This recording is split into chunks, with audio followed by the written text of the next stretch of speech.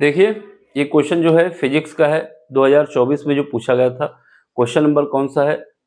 33 का बी का third part है, ठीक है। और क्लास 12 है सीबीएसई बोर्ड के लिए। इसमें क्या है इस क्वेश्चन में? इस क्वेश्चन में पूछा जा रहा है कि हमारे पास जो नॉन वेवलेंथ एक दी गई है, उसकी वेवलेंथ कितनी है? जो नॉन वेवलेंथ है इसकी वेवलेंथ हमारे पास 520 नैनोमीटर दी गई है।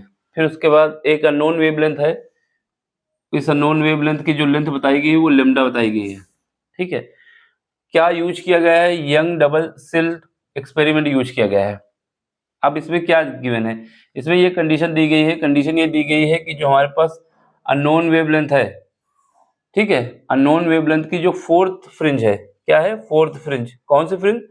फोर्थ है। और कैसी है? ब्राइट फ्रिंज है, डार्क नहीं है, ब्राइट है। इसकी जो फोर्थ है किसकी? अननोन की, वो किसके साथ कोइंसिडेंट हो रही? कोइंसिडेंट का मतलब हो रहा है कि एक ही पॉइंट पे दोनों इमेज बन रही हैं। कौन सी इमेज के साथ? फिफ्थ फ्रिंज के साथ। तो आपको लैम्डा की वैल्यू बतानी है, जितना दिया है उसके हिसाब से लिख लो। पहले गिवन डाटा में क्या है? गिवन डाटा यहाँ पर क्या है? जो नॉन वेवलेंथ है तो हम लिख देंगे नॉन वेवलेंथ, ठीक है। नॉन वेव लेंथ ये क्या है हमारे पास? 520 नैनोमीटर है। एक बात, जो अननोन वेवलेंथ है जिसके विषय में हमको नहीं पता, जो अननोन वेवलेंथ है वो कितना है? वो हमारे पास है लैम्डा। इसके विषय में हमको नहीं पता और यही हमको निकालना है। क्या कंडीशन दी गई है? जो कंडीशन दी गई उसके हिसाब से जो क्या है? ब्राइट की फोर्थ फ्रिंज। तो ब्राइट की फोर्थ फ्रिंज किसके लिए? जो अननोन के लिए है। किसके लिए है? अननोन के लिए, ठीक है। तो हमारे पास क्या है? एक्स एन, एन की जगह कितना रखना है? 4, क्योंकि फोर्थ पोजीशन पूछा है। किसकी है? ब्राइट है। और क्या है? ब्राइट के साथ साथ ये हमारे पास है किसके लिए? अननोन के लिए। देखो ये सब इतना लिखने का मतलब ये है मेरे पास कि आपको समझ में आए। हमें जो फार्मूला यूज करना है ब्राइट फ्रिंज के लिए यूज करना है। n बराबर 4 का मतलब है कि जो फोर्थ वेवलेंथ है किसके लिए? अननोन के लिए है। ये किसके इक्वल है? ये इक्वल है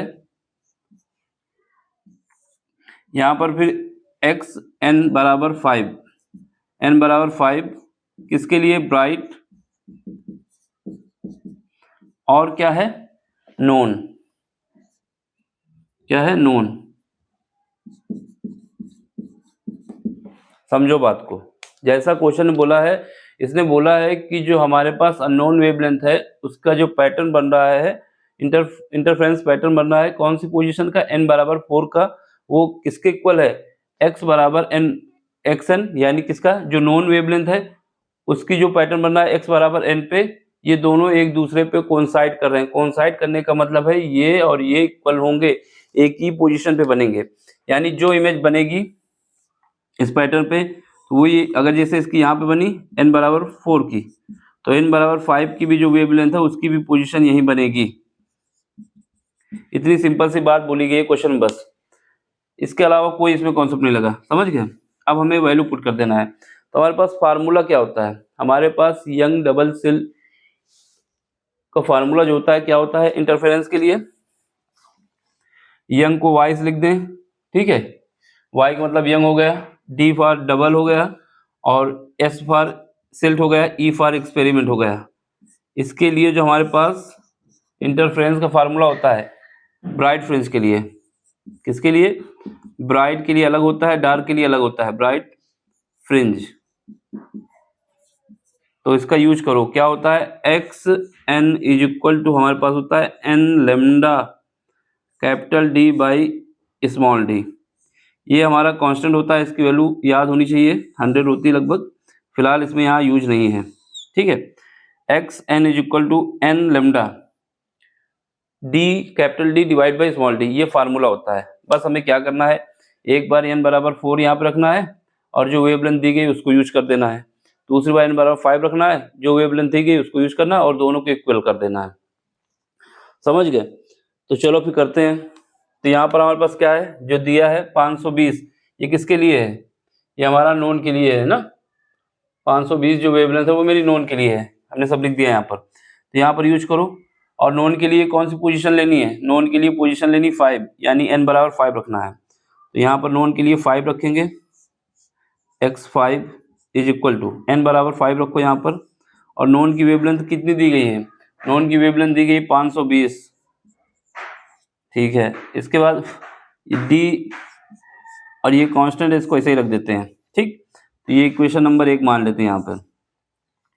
फिर उसके बाद अननोन के लिए क्या है? 4 है, ठीक है। और क्या है? पोजीशन n बराबर 4 रखना है।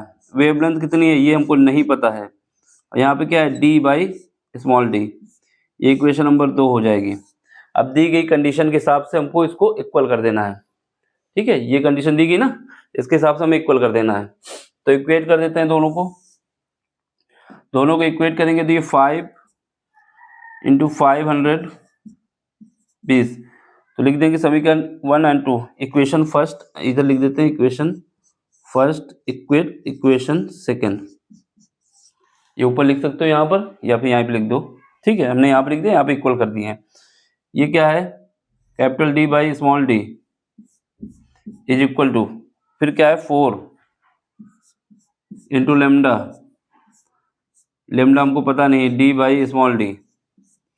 अब देखो, अब यहाँ से इसको जब काटोगे तो ये तो उड़ जाएगा, ठीक। अब यहाँ से इसको फिर से काट दो, तो जब इसको काटोगे कितना आ जाएगा?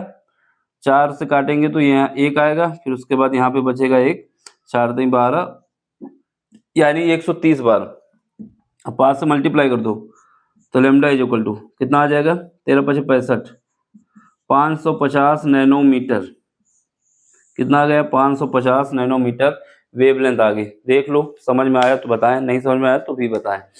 इसका मतलब क्या हुआ?